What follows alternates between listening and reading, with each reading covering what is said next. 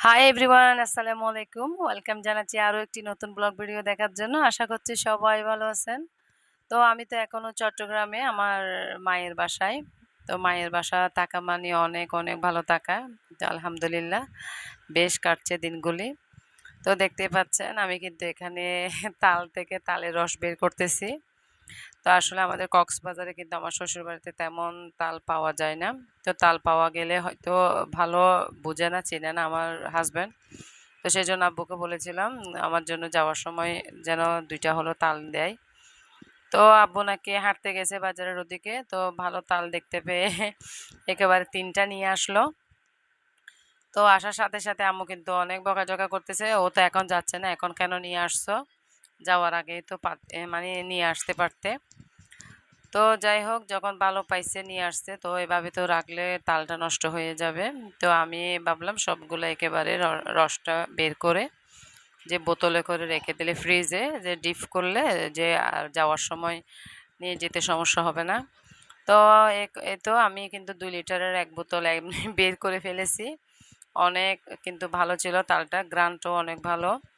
তো এমনিতে দেখতেই পাচ্ছেন কালারটা অনেক সুন্দর। তো এদিকে দেখেন আমার রোহি কিন্তু ওর নানুকে হেল্প করতেছে, কালকে পিঠা বানাবে, কালকে পিঠার জন্য। তো সকাল সকাল উঠে গেলাম, এটা হচ্ছে সকালের ভিডিও। তো আমি বসে ভিডিও করতেছি, আম্মু পিঠা বানাতে শুরু করেছে।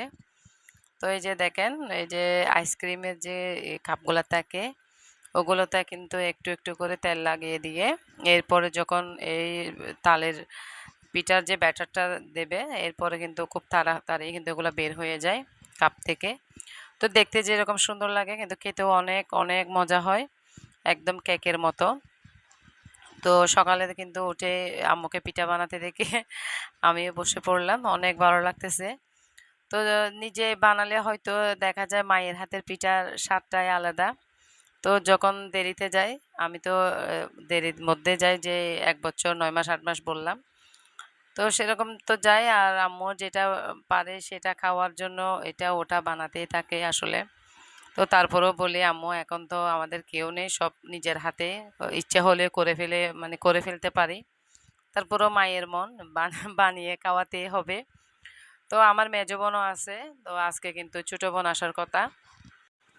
তো ও ফোন দিয়ে বলে দিছে যে দুপুরের খাওয়া-দাওয়া রান্নাবান্না না করতে। ও নাকি আমাদের জন্য দুপুরের খাবার নিয়ে আসবে। তো দেখেন এই যে পিঠাগুলো একটু করে প্রেস করলে কিন্তু বের হয়ে যাচ্ছে। অনেক, অনেক মজা হইছে কিন্তু তালের পিঠাটা।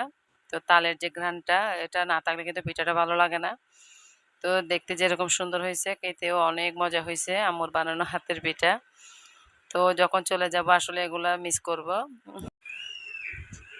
তো ছোট বোন কিন্তু চলে আসছে আমাদের জন্য দুপুরের খাবার-দাবার নিয়ে।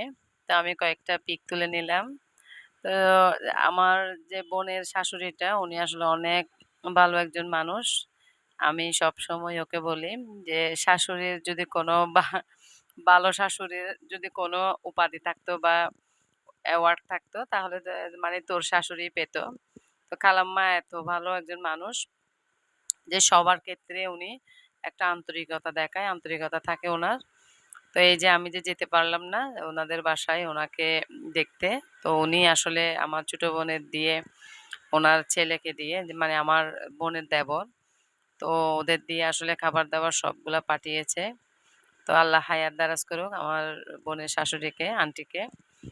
তো এই যে আমার আম্মু দেখছেন, আমার আম্মুর পাশে কিন্তু স্টিলের গ্লাস আছে। ওগুলা দেখে কিন্তু কেউ হাসবেন না। আম্মু কিন্তু এরকম বড়, বড় গ্লাসে পানি খায়।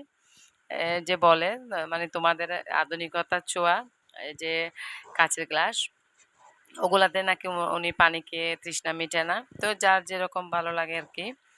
তো দেখেন আমি আমার বোন আর মেজো বোন, ছোট বোন, আমার ভাই, আমার কিন্তু ছোট ভাই। আমরা ২ বোনের পরে কিন্তু আমার ভাই। তো ১ বোনেরই বড়। তো একসাথে খেতে বসলে কিন্তু অনেক ধরনের পুরনো কথা চলে আসে সেখানে। তো অনেক কথাবার্তা হচ্ছে আর হাসাহাসি হচ্ছে। তো ভিডিও শেষে সবাইকে অনুরোধ করব ভিডিওতে একটি লাইক দিয়ে দেবেন আর সবাই দোয়া করবেন আমরা যেন এভাবে থাকতে পারি। আল্লাহ হাফেজ।